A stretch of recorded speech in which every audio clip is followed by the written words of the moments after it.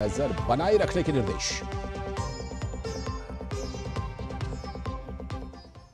ये थी इस वक्त तक की हेडलाइंस। अब देखते हैं खबरों को विस्तार से। और सबसे पहली और सबसे बड़ी खबर आज जम्मू से, जहां पर हताशा में आतंकवादी खौफनाक वारदातों को अंजाम दे रहे हैं।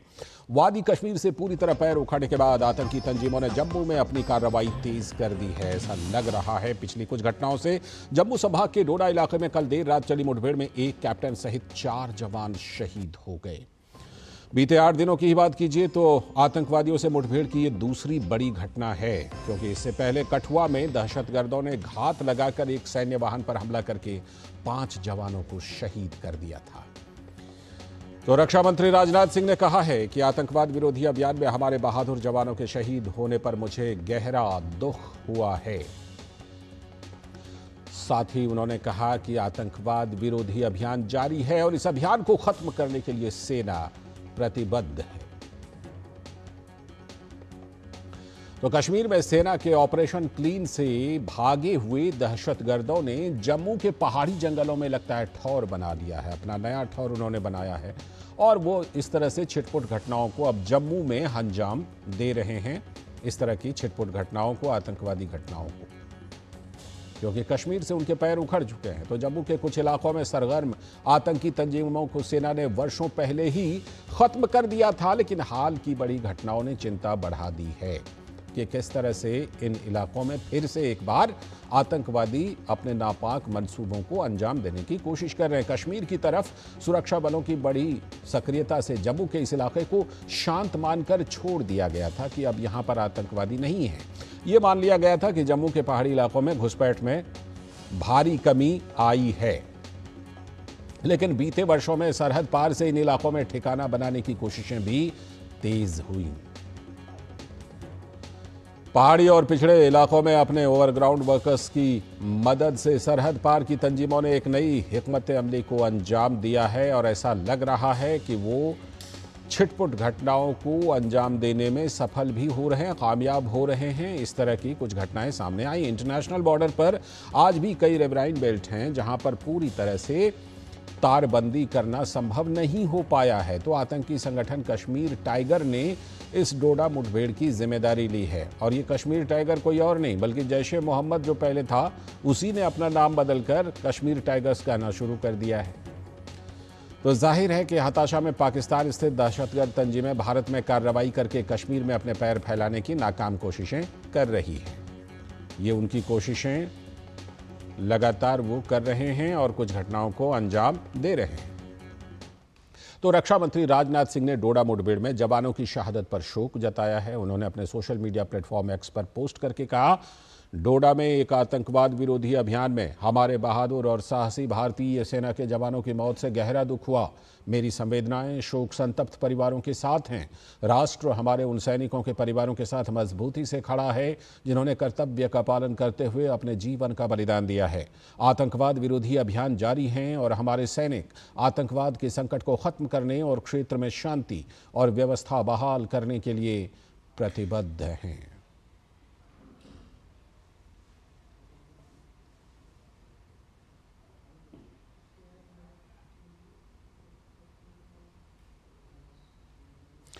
और हमारे संवाददाता जुड़ रहे हैं फोन लाइन पर विवेक पाठक इस घटना पर और ज़्यादा जानकारी देने के लिए। सबसे पहले ये बताइए विवेक कि किस तरह से इस समय वहां पर स्थिति है, क्या इस समय भी कोई ऑपरेशन चल रहा है और क्या सेना ने फिर से कोई औपचारिक जानकारी दी है क्या?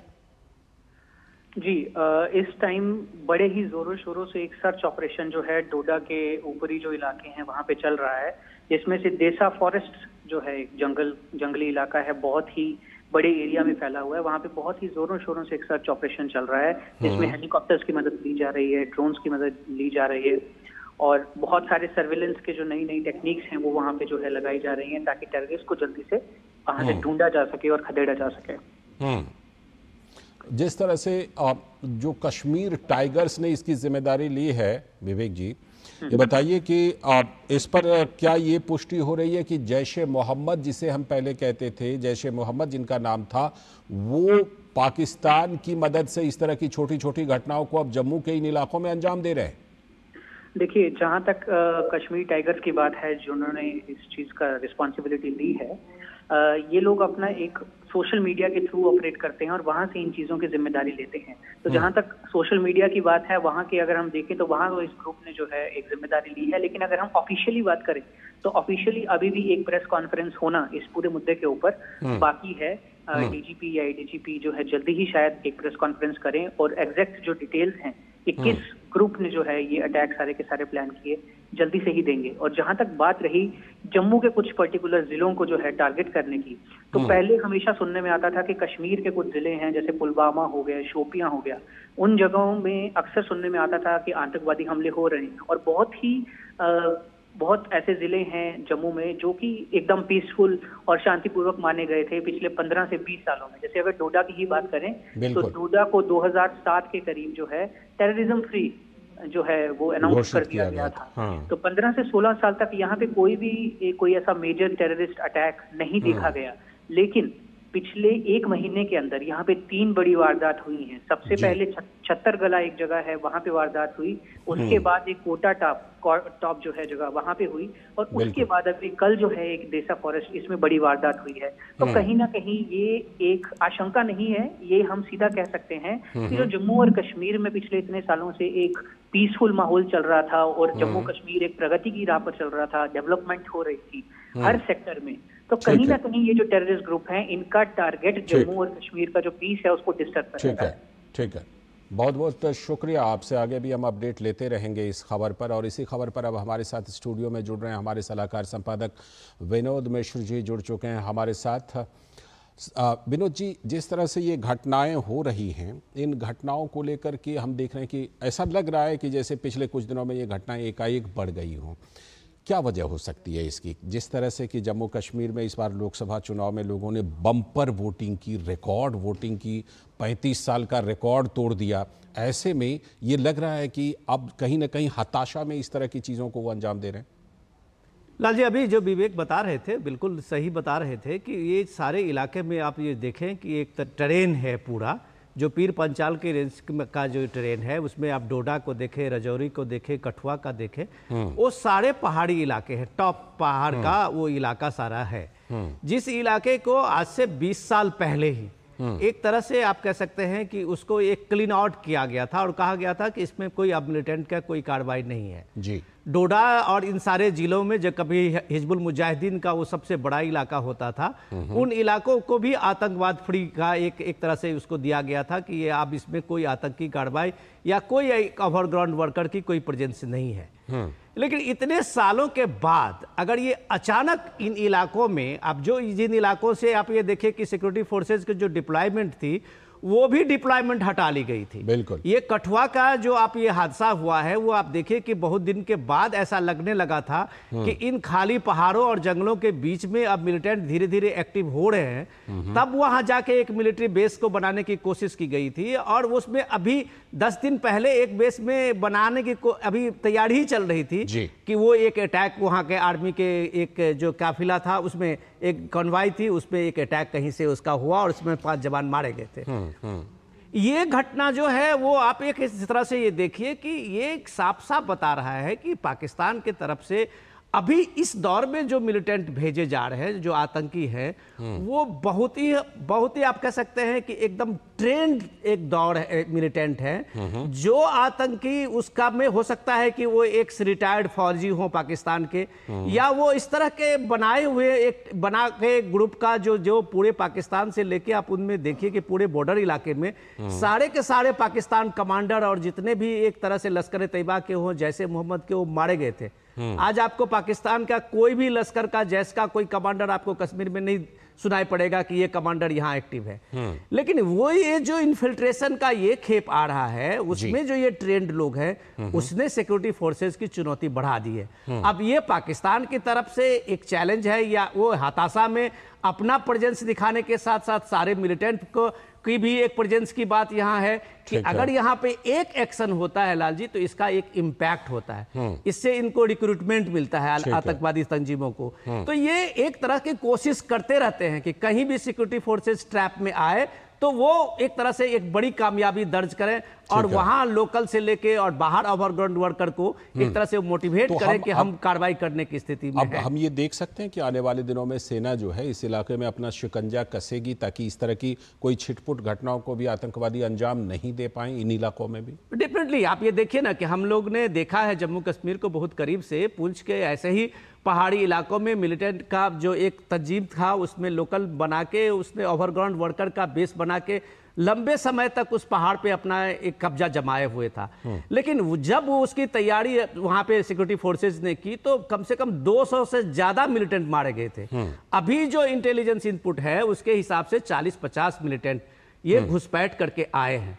ये चैलेंज सिक्योरिटी फोर्सेज के लिए है कि अगर एलओसी पे पूरी तारबंदी की हुई है, पूरी घेराबंदी है, तो कुछ जम्मू के इलाके में आईबी पे या पाकिस्तान के तरफ से पंजाब के कुछ बॉर्डर इलाके हैं जो पोरस बॉर्डर हैं, उससे किसी न किसी रूप से कुछ नए वहां पे इन्फिल्ट्रेशन की कोशिशें जो कामयाब हुई है, जिसके कारण ये मिलिटेंट प्रेजेंस जो है वहां है। लेकिन इसके साथ साथ चैलेंज ये है कि बगैर ओवरग्राउंड वर्कर्स का मिलिटेंट वहां एक्शन में नहीं आ सकता।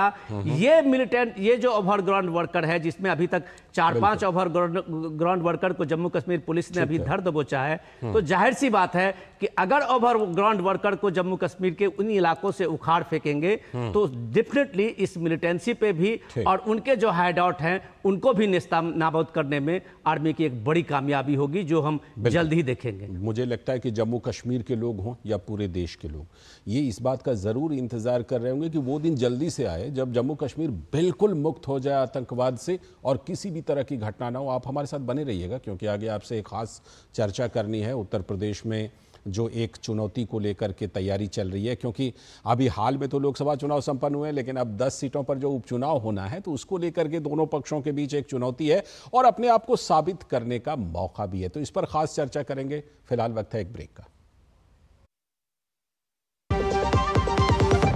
आपके घर के खाने में रेस्टोरेंट जैसा स्वाद ले आए MDH का शाही पनीर मसाला। पनीर को क्या मस्त बना डाला। ऐसा कौन सा खजाना हाथ में लगा है? खजाना नहीं, मिशन मिल गया है हम सबकी जीत का। भारत में बना आधुनिक कीटनाशक जिसकी बेजोड़ क्वालिटी से मिले फसल की बेहतरीन पैदावार। IIL के ट्रैक्टर ब्रांड का मिशन है तो जीत पक्की।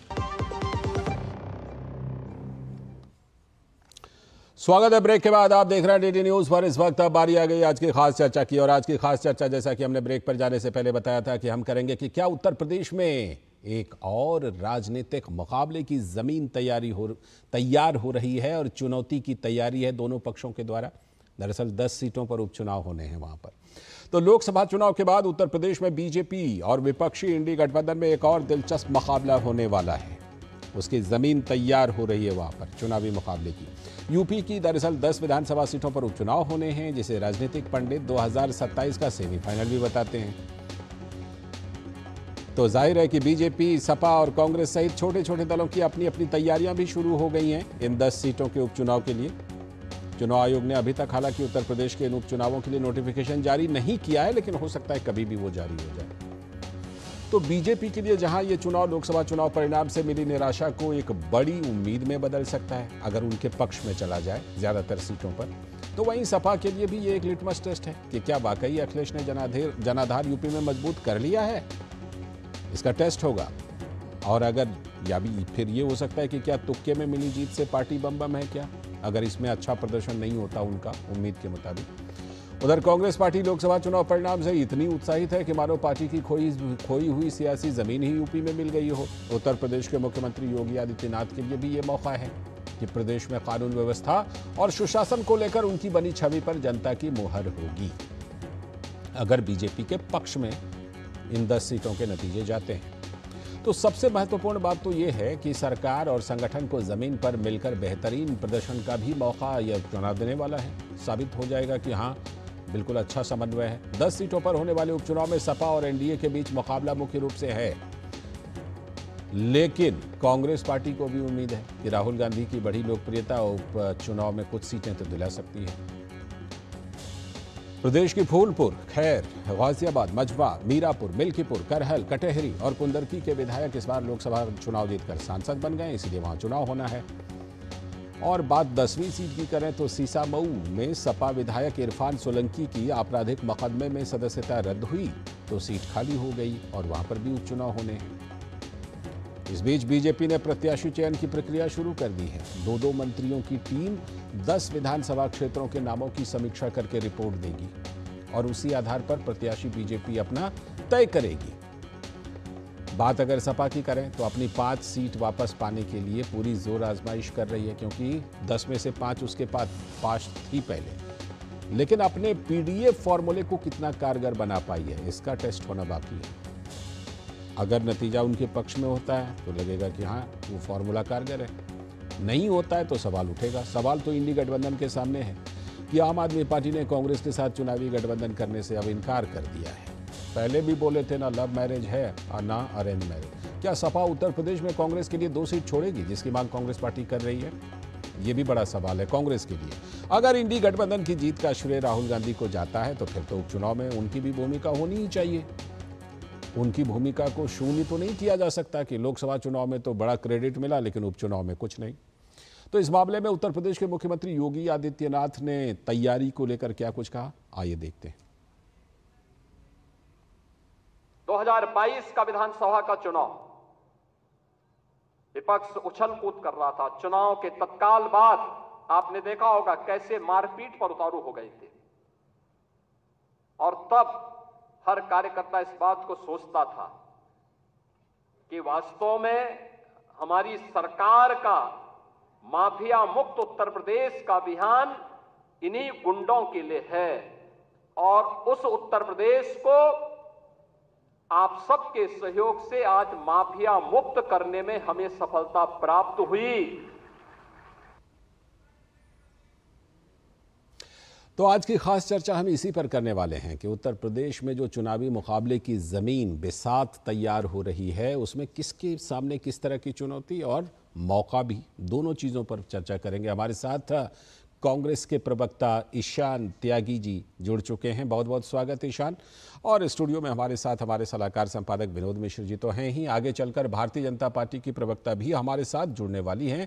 फिलहाल चर्चा को आगे बढ़ाते हैं, तब तक भारतीय जनता पार्टी की प्रवक्ता को भी जोड़ने की कोशिश करेंगे हम लोग। विनोद जी, जिस तरह से कि ये 10 सीटों के उपचुनाव, देखिए उपचुनाव तो 13 सीटों के अभी बाकी 7 राज्यों में भी हुए, लेकिन यूपी का जो ये 10 सीटों का उपचुनाव है ये इतना महत्वपूर्ण क्यों, और ये क्या कुछ हमें संकेत देंगे इसके नतीजे जो भी होंगे?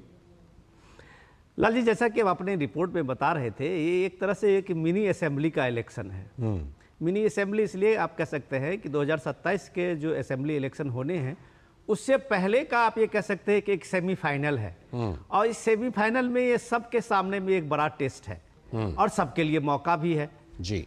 टेस्ट के साथ मौका अब ये देखिए कि लोकसभा चुनाव के परिणाम में जो बीजेपी को थोड़ी सी निराशा जो हुई है उसमें बीजेपी के लिए ये बड़ा मौका है कि ये 10 सीट में जो अपने सहयोगियों के साथ में 5 सीट है उसके एक तरह से फिर से रिटेन करने के साथ साथ अगर वो सीट अपनी बढ़ाते हैं तो माना जाएगा कि बीजेपी का अपनी जो जनाधार है उत्तर प्रदेश में वो कहीं नहीं गई है, और 2027 के लिए बीजेपी की तैयारी की एक झांकी जरूर मिल जाएगी। इंडिया गठबंधन में आप ये देखिए कि वो पूरी की तरह गठबंधन ने जो एक तरह से ये बनाया है कि हमने बीजेपी के उन सारे अभियान और बीजेपी के जो इंजीनियरिंग था, सोशल इंजीनियरिंग, उसको एक तरह से हमने ध्वस्त किया है।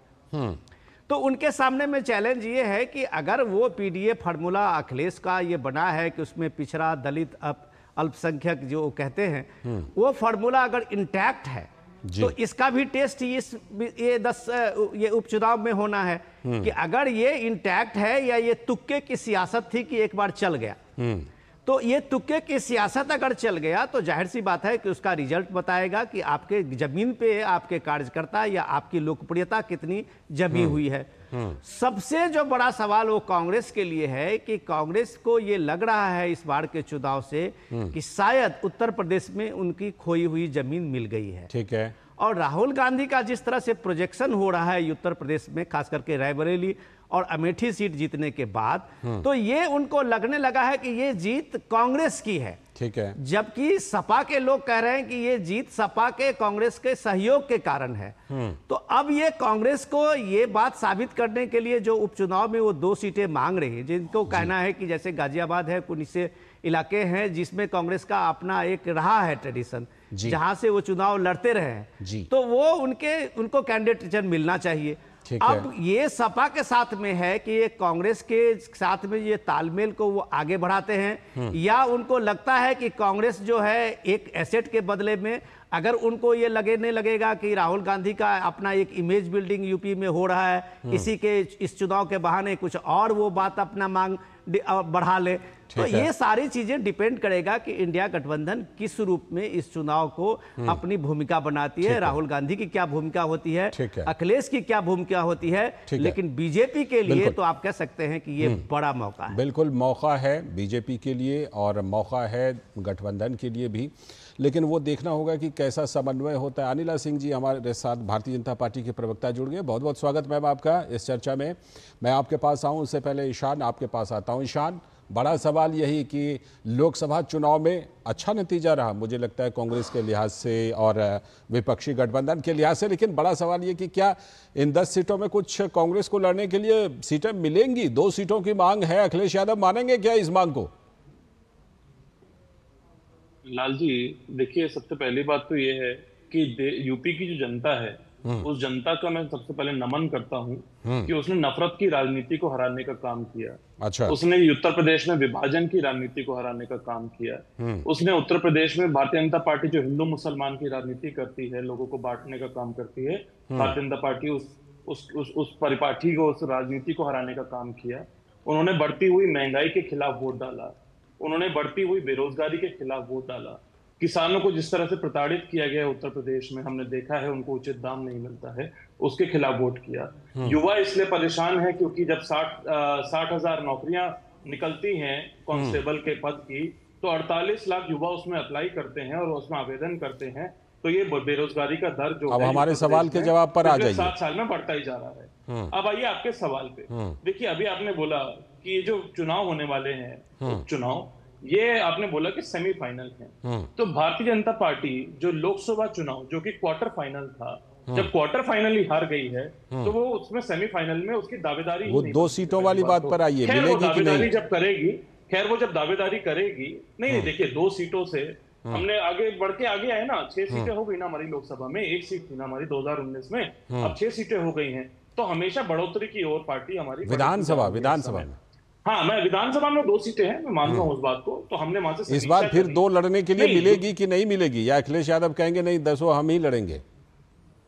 नहीं, देखिए ये संगठन बना है, इंडिया गठबंधन जो हमारा बना है, ये उसका निर्णय है, पहली बात तो। ठीक है। और अभी आपने बोला इस तरह से एक फूट दिखाने की कोशिश हमारे बीच में की जा रही है भारतीय जनता पार्टी और कुछ उनके साथियों द्वारा। नहीं, आप एकदम बिल्कुल इंटैक्ट रहिए।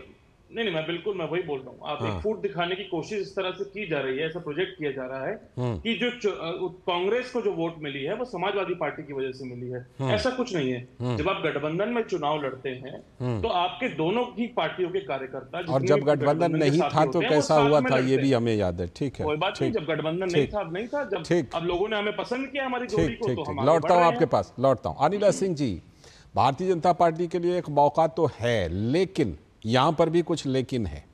लेकिन यह है कि कल मुख्यमंत्री के बयान और उप मुख्यमंत्री के बयान को लेकर बड़ी चर्चा रही, सोशल मीडिया पर भी काफ़ी चर्चा रही कि देखिए दोनों के जो बयान है ना, वो 2 अलग अलग धारा में हैं। क्या ये जो 10 सीटों के उपचुनाव होने हैं, इसमें आप एक अच्छा समन्वय, सरकार और संगठन के बीच अच्छा समन्वय दिखाने का आपके पास मौका है, और क्या भारतीय जनता पार्टी इसकी तैयारी कर रही है? राम राम। और बिल्कुल जी, अगर मैं बात करती हूँ भारतीय जनता पार्टी के जो ये 10 सीटों पे उपचुनाव है उसमें भागीदारी का, आप देखेंगे क्योंकि सरकार चुनाव नहीं लड़ रही, पार्टी चुनाव लड़ेगी। ठीक है, तो पार्टी का एक एक कार्यकर्ता, और कार्यकर्ता के रूप में चाहे वो मुख्यमंत्री हो, चाहे वो उप मुख्यमंत्री हो, मंत्री हो, कोई भी हो, वो भारतीय जनता पार्टी को जिताने के लिए पूरा दमखम से लगेंगे, इसमें कोई दो राय नहीं। ओवर कॉन्फिडेंट ओवर कॉन्फिडेंट जो कांग्रेस पार्टी है, ओवर कॉन्फिडेंट जो अखिलेश यादव जी हैं, उनको आईना दिखाने का काम जो ये उपचुनाव है वो करेगा। कारण होंगे, मैं ये नहीं कहती हूँ कि कारण नहीं है, कारण बिल्कुल होंगे जिसकी वजह से हमारी सीटें कम आई। परंतु अगर कोई किसी के कंधे पर बैठकर खुश होकर ये कह रहा है कि नहीं नहीं नहीं इसमें तो हमारी भी भागीदारी है, तो उनको अपना गिरेबान में दोबारा झांक लेना चाहिए कि जब आप अकेले अकेले चुनाव लड़े थे तो कांग्रेस का वोट परसेंटेज कितना था। उत्तर प्रदेश में कांग्रेस बिना समाजवादी पार्टी के कुछ भी नहीं है, उनका अस्तित्व भी कुछ भी नहीं है। ये अखिलेश यादव जी की वजह से अपनी सीटें ला पा रहे हैं, पर फिर भी मैं कहूंगी एक अलायंस से, अलाइड पार्टनर्स की तरह इन्होंने काम किया है और इन्होंने सीटें जीती है।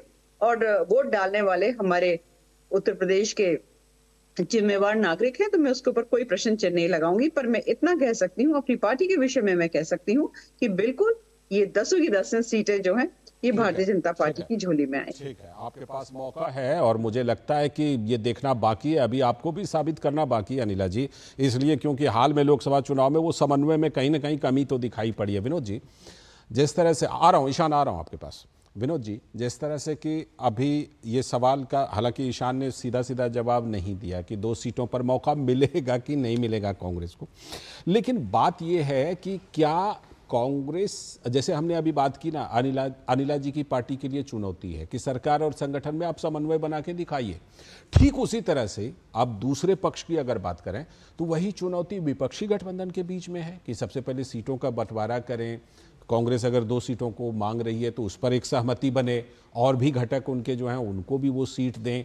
इस तरह की उनके सामने भी एक बड़ी चुनौती है, क्योंकि सबका आत्मविश्वास बिल्कुल चरम पर है इस समय। लाल जी, मैं आपके सवाल को जवाब देने से पहले मैं आग्रह करूंगा कि अभी ईशान जी ने नफरत की सियासत की बात की थी और वो एक तरह से बात करते हुए जो कह रहे थे कि कैसे वहाँ पे यूपी में लोगों ने आईना दिखाया। इनके नफरत की सियासत का जवाब मेरे पास में है, अगर आप कहें तो आप जरा वो तौकीर रजा का वो बाइट सुना दीजिए। ठीक है, तो हम आप ऐसा करते हैं कि तौकीर रजा ने जो धर्म परिवर्तन को लेकर बोला, वो बाइट सुना दीजिए और तब यूपी की सियासत में हम ईशान साहब से कुछ सवाल पूछ लेंगे। ठीक है, पहले फिर वही बाइट ही सुन लेते हैं। इत्तेहाद मिल्लत काउंसिल यानी IEMC के प्रमुख मौलाना तौकीर रजा खान ने धर्म परिवर्तन के मामले पर क्या कुछ कहा, उनके बयान को सुन लीजिए और उसके बाद फिर हम चर्चा करेंगे कि किस तरह की राजनीति होती है। 23 एप्लीकेशंस हैं,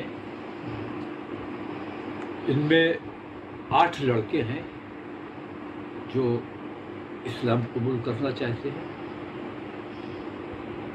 और 15 लड़कियां हैं और इन्होंने अपने रिश्ते पहले से तय किए हुए हैं, तमाम के तमाम बालिग हैं। हमने जिला प्रशासन से परमिशन मांगी है, आने वाली 21 तारीख को खलील हायर सेकेंडरी स्कूल में हम पहले चरण में हम 5 जोड़े हमने मुंतखब किए हैं। तो ये उत्तर प्रदेश में इस तरह का बयान आ रहा है, इसलिए सवाल तो सारी पार्टियों पर जाएगा, नेताओं पर, कि इन बयानों का समर्थन करते हैं कि नहीं। विनोद जी, मैं इसमें एक चीज़ और जोड़ देता हूँ, हालांकि बात उत्तर प्रदेश की हो रही है, लेकिन मैं फिरहाद हकीम के बयान को भी नहीं भूल पा रहा हूँ, जिन्होंने वहाँ जाकर कहा इस्लाम में पैदा नहीं हुए तो आप दुर्भाग्यपूर्ण हैं, अनफॉर्चुनेट हैं, आपको इस्लाम की दावत देनी चाहिए, मिलनी चाहिए। अब इस तरह की राजनीति पर अगर जुबान नहीं खोलेंगे नेता और दूसरी तरफ कहेंगे कि नहीं नफरत की राजनीति होती है, तो ये तो डबल स्टैंडर्ड है ना। ईशान जी, आपने सुना तौकीर रजा की बाइट, और सावन का महीना 22 तारीख से सावन का शुरू हो रहा है, जो उत्तर प्रदेश का एक प्रमुख पर्व में से होता है। और उससे पहले तौकीर रजा के इस बाइट को आप क्या मानते हैं, जिसमें वो एक तरह से आप एक कह सकते हैं कि लव जिहाद का एक बड़ा प्रदर्शन वो करने जा रहे हैं। वो 22 लड़की, 15 लड़कियों की बात जो कह रहे हैं कि हम धर्म परिवर्तन कराएंगे और उनका एक सामूहिक विवाह का आयोजन कराएंगे। ये उत्तर प्रदेश की सियासत है जिसके बारे में कांग्रेस पार्टी या किसी सपा की तरफ से एक शब्द नहीं आया है। तो अगर आप ये कम्युनल राजनीति करके जो आप एक तरह से माहौल बनाते हैं, पोलराइज करने की कोशिश करते हैं और पलट के जवाब बीजेपी पे डालते हैं कि नफरत की सियासत का जवाब लोगों ने दिया है। अगर ये नफरत की सियासत है तो फिर ये कौन सी सियासत है जो एक खुलेआम आप लव जिहाद की बात करके और उसको एक प्रमोशन का एक बड़ा सा ये बनाने की कोशिश करते हैं और एडमिनिस्ट्रेशन से उसके परमिशन लेने की बात करते हैं। तो तौकीर रजा के बात करने में, तौकीर रजा के बारे बोलने में वो संविधान खतरे में और वो लोकतंत्र खतरे में कहाँ चला जाता है? ये सवाल जब आप करते हैं तो आप खुद यूपी में पोलराइजेशन के लिए प्रमोट करते हैं, ठीक है, और ये दोष आप दूसरे को देते हैं। बिल्कुल। उत्तर प्रदेश का ये जो चुनाव है उस पे आप बात कीजिए, तो सीधे सीधे ये सवाल जब लोकल इशू पे आप आते हैं तो आपको पता है कि आप विकास के एजेंडे पे वहां चुनाव नहीं लड़ सकते, तो ये सारी चीजें आप ला रहे हैं हिंदू मुसलमान करने के लिए। ये तौकीर रजा को आपने आगे किया। और बात हिंदू मुसलमान की नहीं है ईशान, बात तो ये भी है कि नफरत की राजनीति तब नहीं होती जब जाकर के पूछते हैं कितने ओबीसी हो, इसमें कितने ओबीसी हो, यहां पर कितने ओबीसी हो। वो भी तो एक नफरत की राजनीति है ईशान, या उसके लिए पैमाना अलग होगा? लाल जी, आपने पूरा बयान चला दिया जी। आप ये बताइए, उत्तर प्रदेश में किसके प्रशासन है? प्रशासन किसके हाथ में है? पुलिस कार्रवाई का समर्थन करेंगे तौकीर रजा पर अगर कार्रवाई की जाए तो? आप ये बताइए, तौकीर रजा ने अभी तक जो भी बोला, क्या मैंने उसका समर्थन किया? नहीं, मेरी पार्टी ने उसका समर्थन किया? क्या वो कांग्रेस के नुमाइंदे हैं? आप अगर सवाल विपक्ष से ही पूछना है आपको सारे सवाल, तो विपक्ष से सवाल नहीं, अनिला जी से भी पूछ लेंगे अभी कि तौकीर रजा पर कार्रवाई क्यों नहीं हो रही है। हाँ, पूछे ना, क्यों प्रशासन क्यों खामोश है? पहले आपसे ले लेता हूं रिएक्शन, फिर अनिला जी से पूछूंगा। अगर आप चाहते ही हैं कार्रवाई करना, आपका इतना दृढ़ निश्चय है कि आपको कार्रवाई करनी है, तो किसमें रोका है? पुलिस आपके हाथ में है, प्रशासन आपके हाथ में, करिए, प्रशासन को बोलिए, नहीं देगा पूरी परमिशन। अब आइए दूसरी बात पे, आपने बोला नफरत की राजनीति। 80-20 की बात किसने की थी? 80-20 की बात मैं आपको याद दिलाऊं किसने की थी? शंख पुष्पी भिजवा देता हूं मैं। किसने 80-20 की बात करी थी? मेरे को अपने मुंह से बताइए, मैं जानना चाहता हूं आपसे 80-20 की बात किसने की थी उत्तर प्रदेश के चुनाव के समय? माननीय मुख्यमंत्री योगी आदित्यनाथ जी जब 80-20 की बात करते हैं तो विभाजन की राजनीति नहीं है, और कांग्रेस को आप बोल रहे हैं कि आप विभाजन की राजनीति कर रहे हैं। अरे देश के संसाधनों पर पहला हक किसका है? सुन लीजिए, अब आप सुन लीजिए ना। अब मैं बोलना शुरू करूं तो आप सुन लीजिए। आप मुझसे काउंटर सवाल बिल्कुल पूरा मौका है, बोलिए।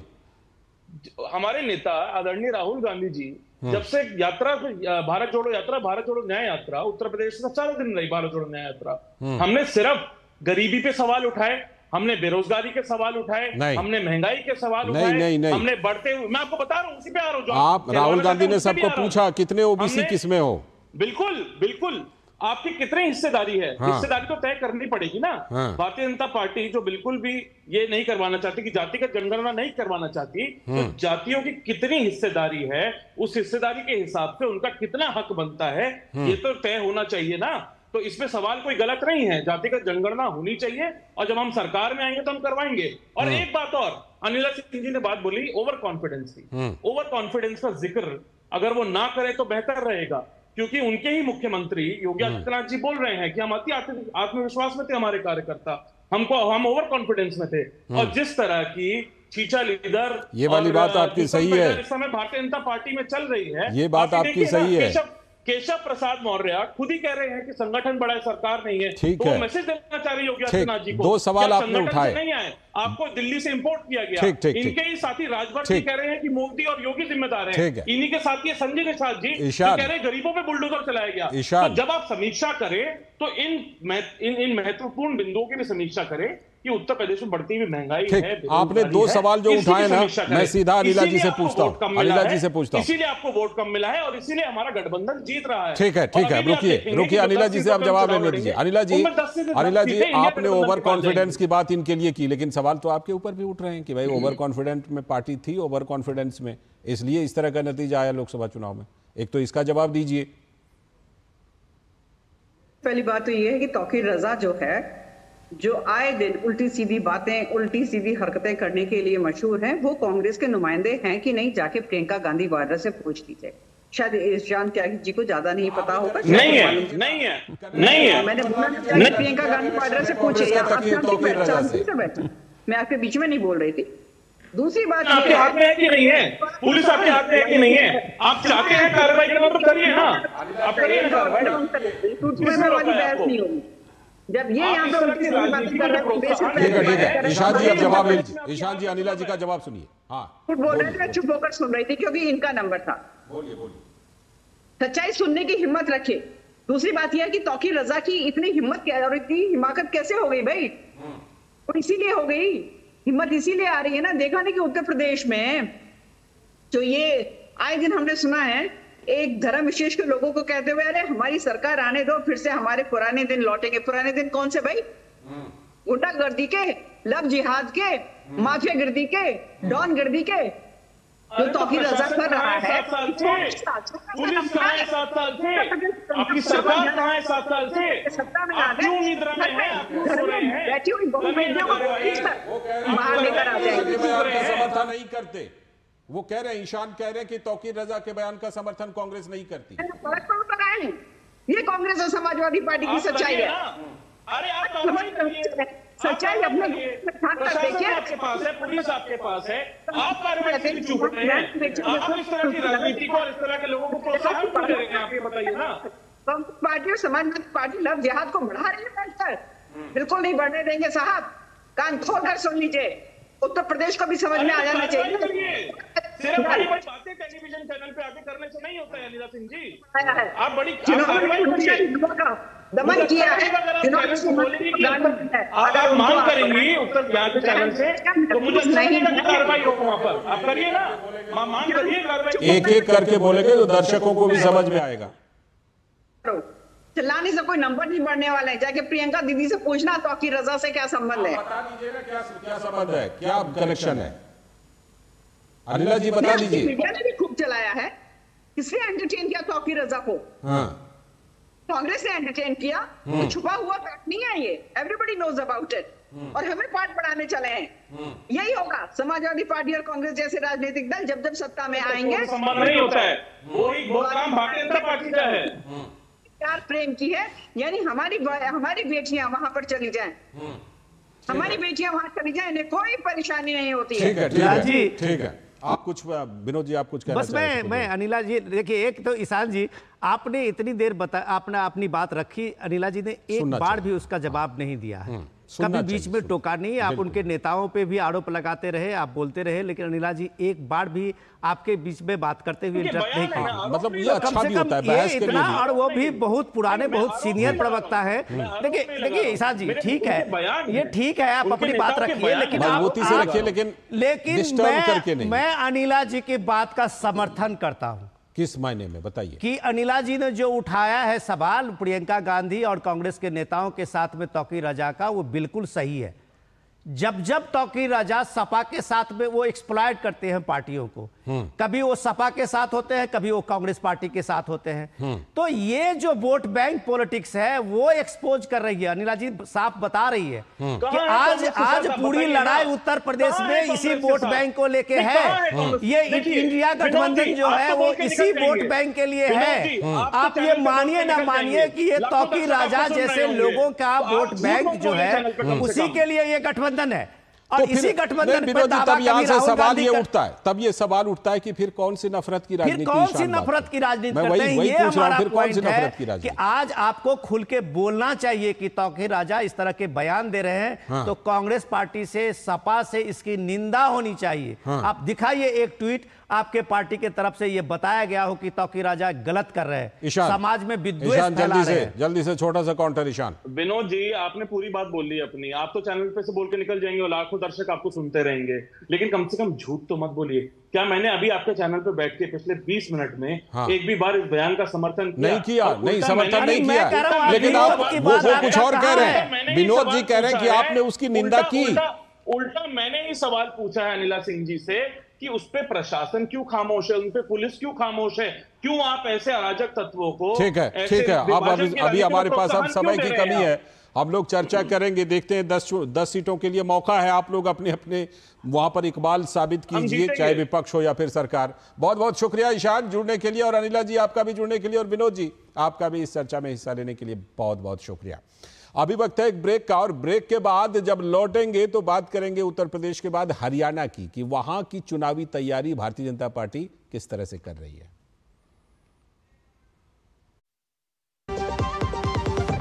अब आया असली स्वाद, अब आया स्वाद।